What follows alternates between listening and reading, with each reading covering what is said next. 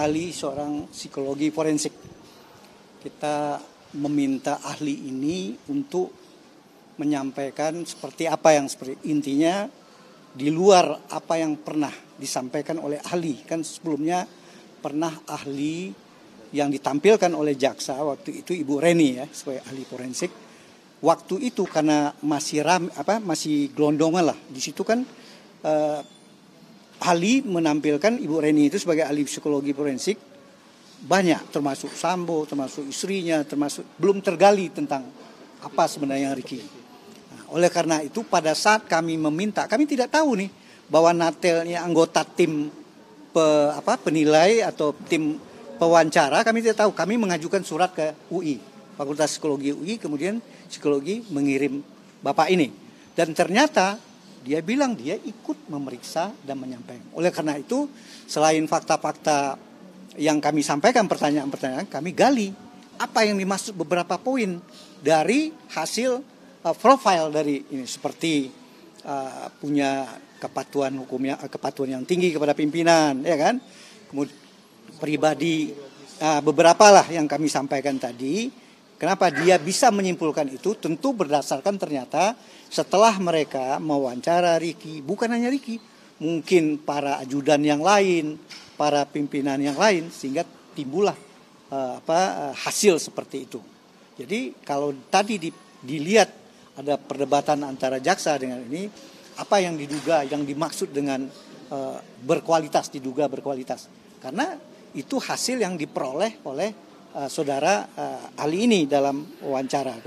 Kemudian yang menarik menurut kami, kenapa kami pertanyakan fakta tadi, fakta tentang kejadian di Magelang, karena bagaimanapun kejadian di Magelang, antisipasi memindahkan senjata itu kan diduga dalam dakwaan saudara jaksa seolah dia disuruh, padahal tidak ada fakta, tidak ada hubungan antara Sambo pada tanggal 7 terhadap saudara Ricky.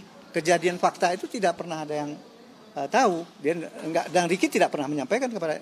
Jadi itu inisiatif. Kenapa saya menyampaikan itu? Untuk membuktikan saudara Ricky ini memang punya pribadi yang pengen semuanya jujur dan baik lah. Jangan sampai terjadi sesuatu hal. Itu kenapa kami tonjolkan pertanyaan itu. Yang kedua, kami menonjolkan pertanyaan, kenapa kok Ricky tidak berani? Dia sudah mendengar kan. Ini bapak pimpinannya sudah ada menyampaikan sesuatu. Apakah akan dilanjutkan apa tidak, dan belum detail, dia tidak berani menyampaikan ke Richard. Kan ini jaksa menyatakan kenapa nggak disampaikan ke Richard, kenapa nggak disampaikan ke Joshua, sehingga mungkin mereka bisa berbuat apa. Yang jelas di depan hukum saya perlu nyatakan, tidak ada kewajiban hukum bagi dalam undang-undang misalnya 340, 338.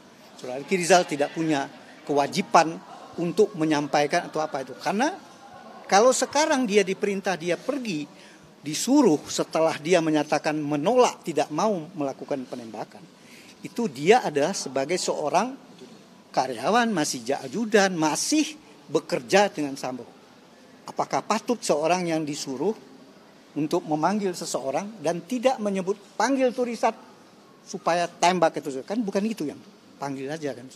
Oleh karena itu, dengan kondisi bingung, dengan kondisi takut, apakah benar nih apa nih? Itulah batin yang ada di dalam Ricky Rizal. Saya sampaikan, bagaimana menurut ahli ini? Bagaimana kondisi? Ya, menurut ahli saya tangkap itu sesuatu hal yang wajar.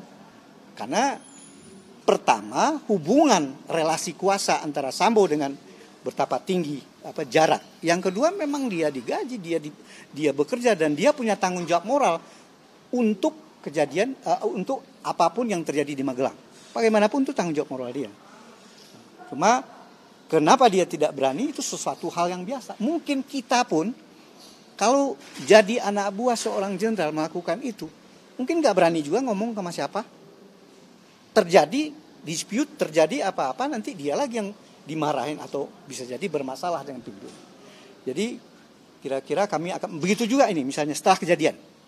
Setelah kejadian kan ada dispute bahwa pihak yang meyakini Ricky mungkin tidak tahu Sambo menembak Joshua. Kan itu yang perdebatan selama ini. Selama ini kita juga sudah menampilkan keterangan saudara Ricky yang sempat setelah kejadian goncang dia berbalik karena ada bunyi HT. HT ini ternyata menurut Romer dia tidak meng-HT, cuma berteriak. Tadi terekam ke HT-nya si Ricky. Seolah-olah si Anu mau masuk ke dalam si Romer. Padahal ternyata Romer pun salah pengertian. Dia kalau dilihat dari CCTV dia malah lari keluar. Dia kira penembakan itu di arah lain. Sehingga karena si Ricky berbalik tidak melihat Romer, dia masuk ke dalam lagi. Oleh karena itulah makanya pada saat itu dia hanya melihat tembakan skenario. Tapi kalau kita hubungkan dengan lie detector, pertanyaan lie detector salah satunya kan adalah menyatakan apakah dia jujur pada saat melihat Sambo apa tidak menembak. Dalam hasil kesimpulan lie detector atau poligraf itu menyatakan dia jujur. Oleh karena itu ya kita kembali sekarang yang kita menyampaikan itulah faktanya. Apakah kita dalam kondisi peradilan pidana ini memaksakan seseorang silahkan jadi tersangka, silahkan jadi terdakwa, tapi tentu kita analisa fakta-fakta hukumnya. Kami pun Rabu besok akan menampilkan 2 ahli pidana. 2 ahli pidana untuk terakhir kalinya kita akan menyampaikan itu.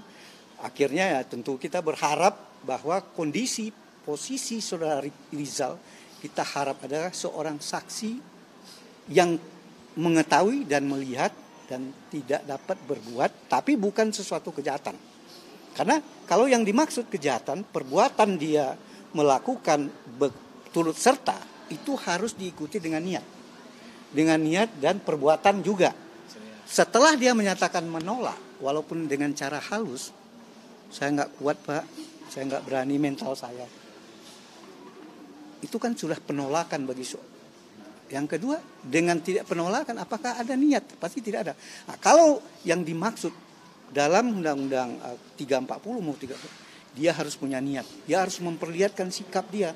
Dia harus setuju. Dia ikut menyetujui membunuh Joshua. Itu baru dia dapat dinyatakan sebagai pelaku. Sementara dia tidak.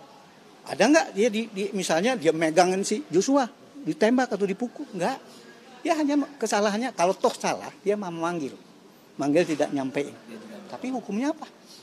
Tidak masuk dalam unsur-unsur. Kalau unsur-unsur itu niat, sengaja dia menyetujui, kemudian dia ikut melakukan. Apa yang dia bantu misalnya. Itu pun membantu aja tidak ada dalam dakwaan. Yang didakwakan adalah bersama-sama, turut serta 55. Jadi kami berharap juga kejaksaan juga di sini sebagai kami himbau sebagai penegak hukum dan penegak keadilan.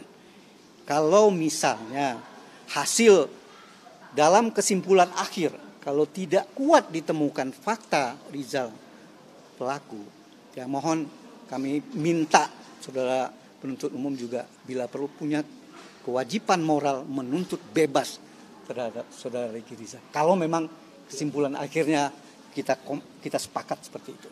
Mungkin itu yang bisa kami sampaikan. Silakan kalau ada yang lain. Cukup ya.